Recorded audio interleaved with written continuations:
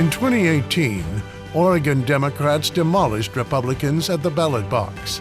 They won the governor's office and a supermajority in both chambers, paving the way for this year's showdown in Salem. After the Republican walkout stopped a vote on a controversial climate policy, Governor Kate Brown threatened to use her executive powers to put it in place. Chairman of the Oregon Republican Party, Bill Currier, cites that as a reason for his latest move, launching a recall. He joins us today to talk about that recall effort, this year's explosive legislative session, and where the party is headed under his leadership. From KGW News, this is Straight Talk with Laurel Porter. Hello and welcome to Straight Talk. I'm Laurel Porter. Oregon Republicans stole a lot of the thunder from Democrats in the recently completed legislative session. Even though Democrats held supermajorities in both the Senate and the House, it was the Republicans who grabbed national headlines when they walked out over a key bill for Democrats, cap and trade. In the end, Democrats didn't have the votes to pass it. Last week, we heard from House Speaker Democrat Tina Kotek on why she feels the legislative session was still a success. Tonight, we hear from the chair of the Oregon Republican Party, Bill Currier, to get his take on the session, what happens next with cap and trade, and about the future of the GOP in Oregon. Welcome to my guest, the chairman of the Oregon Republican Party, Bill Currier. Welcome back to Straight Talk. It's nice to have you here. Laurel. It's great to be here. Let's start with that recently completed legislative session. Last week here on Straight Talk, I asked Speaker Kotek to give a grade for the session. And in spite of the walkout and the end of cap and trade for this session, she gave the session a B+ because of the passage of bills like the Student Success Act, the education bill, some housing bills, and family and medical leave.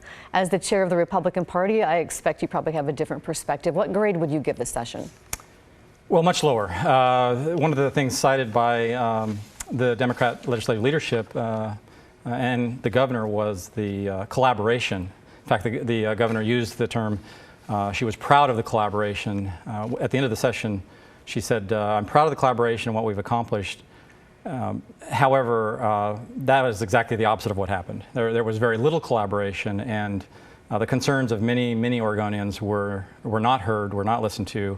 And so then we had an uprising of people saying, in the hundreds of thousands, saying, this is going to kill the job that I have, this is going to hurt the economy, and those people's voices need to be heard. Well, let's talk about the walkout that the Republicans staged over cap and trade, and we'll get into cap and trade a little bit later. 11 Senate Republicans didn't show up to vote on cap and trade. Many of them fled the state. That grabbed international headlines, yes. And it's probably what the session is going to be most remembered for. It divided a lot of Oregonians, whether they thought that was a good strategy or a bad strategy, if it was bad for the politics in Oregon. As a chair, what do you think about it? Well, the governor came into office on the promise of addressing environmental issues, but she also said that she'd do it in a way that did not negatively impact jobs in the economy.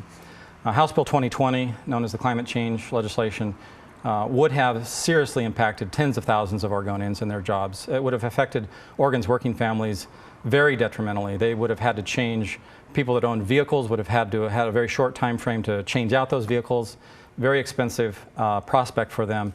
And really, what the governor has failed to do is achieve solutions like addressing environmental issues without negatively impacting jobs in the economy. It's not an either-or situation, like some people want to frame it. It's really about addressing those concerns without people losing their jobs and hurting the economy. But about the walkout, Democrats said Republicans weren't playing by the rules. That supermajorities that people voted for Democrats to be supermajority in both the House and Senate didn't seem to mean anything, that it was a breakdown of the legislative process, that Republicans were elected to do a job and they should have shown up to do that by voting. How do you respond to that? Well, it's interesting that they would say that because in 2001, Governor Brown, then Senator, promoted and advanced the idea of a walkout, and they did, in fact, go down that path because they were unhappy with some things that were happening. So the idea of a walkout is not new. It's not unheard of. It's happened here in Oregon and in other states.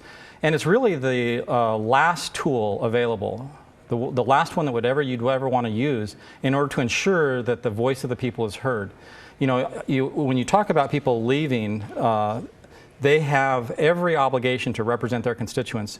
And those 11 senators, those brave 11 senators, walked out of that session putting everything on the line in order to represent their constituents and those concerns. And they were very successful in doing so. I can't think of a better way to represent your constituents than to put everything on the line.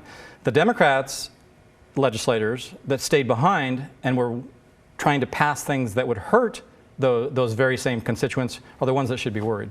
Well, one of the reasons that Democrats before in the early 2000s and Republicans this time could use a walkout as a tool is because the state constitution makes that possible by requiring a quorum of 2/3 of either Senate or House members to be there. There is some discussion, because a lot of other states only require a simple majority to get work done, of changing that. It would require a change of the state constitution. What do you think about changing the quorum rule?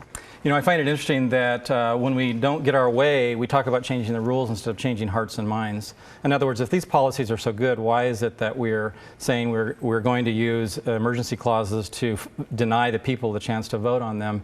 And we're going to talk about changing the rules so that you don't have strong majorities that pass legislation. You have simple majorities.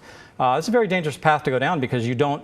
The claim is from the governor is that she has a mandate from the people, but her mandate was to do what she promised, and she's broken that promise. She's not doing it in a way that helps Oregon's economy and preserves jobs. There was some high drama also around the walkout with some comments made by Senate Republican Brian Boquist of Dallas when the governor hinted that she might send state troopers to bring the senators back to vote. And here's what Boquist told our Pat Doris. He told OSP Superintendent Travis Hampton if that were to happen. Let's listen to what he said. Send bachelors and come heavily armed. I'm not going to be a political prisoner in the state of Oregon. And you send the state police to get me, hell's coming to visit you personally.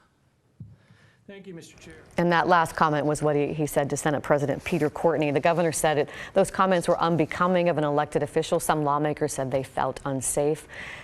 Did the Republican Party denounce those comments or rebuke Brian Boquist? Should you have done that? Well, I would say, look, when he made those comments, it was on the same day that the Democrat legislative leadership threatened the senators with chaining them to their desks, with sending the state police out to gather them up and deprive them of their liberty. You know, when you become an elected official, that doesn't mean you give up your liberties. You can choose to be absent if you want to, and your voters may hold you accountable for that. That's why I say they put everything on the line. They chose to step away to represent their constituents, threatening to send the police or the state police after them and take them into unlawful custody and essentially imprison them and chain them to their desks is the basis for that comment. He was saying, you're not going to take my liberty away. And that's the attitude every American should have. So you defend his comments? You don't think they're inappropriate? I wouldn't have chosen to express myself that way, but the emotions of that day were on both sides, and the Democrat leadership, including the governor, were saying some things that were very out of line, and it was causing people to be concerned that they were going to be rounded up like cattle, brought and chained there to their desks in order to create a quorum. Senator Boquist also got some death threats after that, and you and your wife also got some threats. That must have been a bit unnerving. It's quite unsettling, but we were determined to stand with the legislators, the Senate Republicans that had walked out, and we were determined to make sure that the voice of the people was heard. And so those threats led to an investigation. I want to give kudos to Lieutenant Chris Duffett with the Benton County Sheriff's Office and their team, as well as the FBI, who tracked the gentleman down that issued these particular threats to my family. And I understand at this time the FBI is looking at charges. And he's an out-of-state resident, not from Oregon, so that's a little bit of a relief that it wasn't one of your fellow citizens. It suggests that he's farther away, or it doesn't mean he doesn't have folks closer willing to carry out, but yes, it was a relief to know that it wasn't next door. I want to go back to cap and trade, which started all of this and the walkout, and you talked a little bit about why rural Oregonians don't like cap and trade. I talked to Tina Kotek last week, and she said that issue is not going to go away. It's going to come up again in February, and I asked her if there's a message that she has for Republicans. Let's listen to what she said about cap and trade. Help us make this bill work for your communities. We'll sit down, we'll talk about it, because honestly, because of climate disruption, rural communities who are so dependent on natural resources industries are the ones who are going to be most affected by the climate changes that's happening, the weather changes, the droughts, the fires. Help us help all parts of the state I want to hear those conversations. I'm going to do a lot more listening because the bill is not going away. Let's continue to improve it and do what's best. So do you think that the Republicans and Democrats can sit down and reach a compromise on cap and trade in February? Well, I think so, yes, bottom line. But it's going to take an attitude on both sides of the aisle. And at this point, I think the ball is in the court of the Democrats to say, we're willing to discuss the concerns and address them in a constructive way and not to shut down conversation. Right now, at the end of that session, there was a toxic political environment. And it was very partisan. In fact, I would say hyper-partisan. And that has to end. How do you get past that? How does that heal? Well, first of all, I think we all have to recognize that we all want the best for Oregon. And we can achieve these objectives of addressing environmental concerns without damaging Oregon's economy and jobs. And that's where the breakdown was in this case, was those concerns. That's why we had all of those trucks descend on Salem and all of those people come out, something we've never seen. I don't think I've ever seen anything like that in Oregon before. To express their concerns about the tens of thousands of folks that would lose their jobs, not to be replaced by, green energy jobs. That is pie in the sky and decades down the road. This is a bill that would have extended out for 30 years. So what's the rush? Why are we denying the people a chance to vote on it? And why are we cramming it down? Why are they trying to cram it down our throats without hearing the concerns of the people? We have hundreds of thousands of people that are concerned about this legislation and what it does to their jobs and their family in rural Oregon.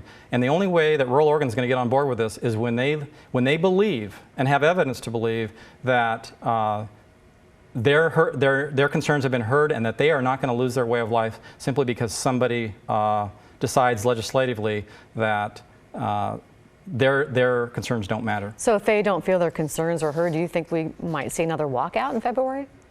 I think at this point, whatever needs to happen will happen in order to prevent more damaging legislation and the continuing pursuit of the legislation that Speaker Kotek just referenced if it doesn't address the concerns of all the people. And one of the reasons that you've launched a recall of the party, and among other groups, a recall of Governor Brown, you cited is partly because of cap and trade. But why else? I mean, that's a pretty strong position to take, a pretty strong course of action. Well, in a nutshell, I mean, I have quite a list actually on the petition itself of items that she has abused the system with or failed to govern properly. But in summary, she's overturned the will of the people in overturning the will of the voters on driving privileges for illegal aliens.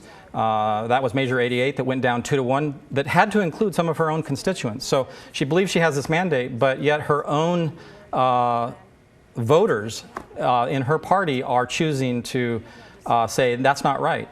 And so the voters put down the immigration, or put down the driver's privileges for illegal aliens by 2-1. And yet, they passed House Bill 2015 because they called it a mandate.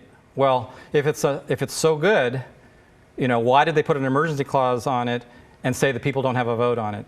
That is where they're crossing the line when they're saying, we're going to make the decisions. We know better than Oregon voters do what's right for them, and we're going to decide legislatively and prevent them from ever having a say in it. It's a tall order. You need 280,000 plus signatures by October 14th. It's never been done in Oregon. A governor's never been recalled. How likely do you think that is? It's a tall order, as you said, but it is doable. There's plenty of momentum right now, more than sufficient. I believe that momentum will continue. We have at least 5 different groups that have organically formed toward the end of the legislation. The climate change folks on House Bill 2020, the folks concerned about that and losing their jobs, the immigration folks on the driver's licenses, the gross receipts tax issue, overturning Measure 97 in many ways, the failure to address PERS, and provide for Oregon's retirees. We have a long list. I have a long list. And I'm not even partway through it. I asked Speaker Kotek about the recall effort, and here's what she said. Well, my first question is, when I heard about it, is how does this move the state forward? How does this make sure that people can afford where they live and have the things they need? A recall effort is a big distraction, and honestly, I think it's partisan politics at its worst. I think it's Trumpian partisan politics. We don't need that in Oregon. So I guess I'm sad, and I think it's a waste of people's time. And it's not just the speaker that thinks it's a bad idea. There are a couple of editorials that ran recently, one in the Oregonian and one in the Bend Bulletin, as well as the East Oregonian. And they say the governor, you say that she's done all these things and overturned things, but they say that she hasn't violated the state constitution to prompt a recall, that she's merely signing legislation that duly elected lawmakers have passed all those bills you mentioned. They said while they often disagree with Kate Brown's policy, many that you mentioned, they disagree with a recall. So I want to read you some parts of those editorials. This is from the Oregonian. If Republicans want to ward off legislation, they should either use established channels of challenging laws or focus on winning more elections. While such chest beating may trigger a short-term gain in Republican Party unity, the party's dwindling share of the electorate in Oregon show what a losing proposition that is. And this one's from the Bend Bulletin. It also ran in the East Oregonian. Brown's leadership of the state is grounds for debate, criticism, and sometimes even praise. She does things Currier disagrees with. She does things we disagree with. That's no reason to go all hide the children and recall her. It's reason for Currier and the rest of the GOP to convince Oregonians they have a better plan and therefore to elect their candidates. What's your reaction to that pushback on the recall, that you should focus on winning? So we're not going to change the minds of hearts and minds of voters with good policy. We're going to make policy mandated. We're going to deprive them of the opportunity to vote by declaring an emergency clause and everything. This whole idea of collaboration apparently is just talk and not action. It is really disconcerting when the attitude is, we know best. You know, there is no national level involved in this that the speaker was referring to. This is about the governor and the governor's performance. And we have the recall provision in our Constitution for a purpose, and that's when an elected official does not perform well and the people are upset with their actions. By the way, over 20% of the people signing the petition so far are not Republicans. So this is a large unaffiliated voters? Unaffiliated, well, Democrats, non-affiliated, but they're not Republicans. Well, you have a couple, some people in your own party, though, that are coming out against this. Some would be like a couple. Well, I'll just mention a couple. The Deschutes County Republican Chair, Paul DeWitt, former Republican representative from Westland, Julie Parrish. They think that this effort would undercut the party's efforts to win seats, that it's likely not going to be successful, so it would be deflating to the party, disheartening, and really take away from your effort to win seats in 2020. How do you respond to their thoughts about that? They're in a tiny minority. Ask the hundreds and thousands of people that want to sign the petition how they feel, and all of Oregon's people that are disenchanted with the governor right now, and they would tell you differently. They would say, press on, let's get this done. We have to stop the bleeding. We want to talk about the future of the Oregon GOP, but we'll do that right after the break. We're back in 2 minutes.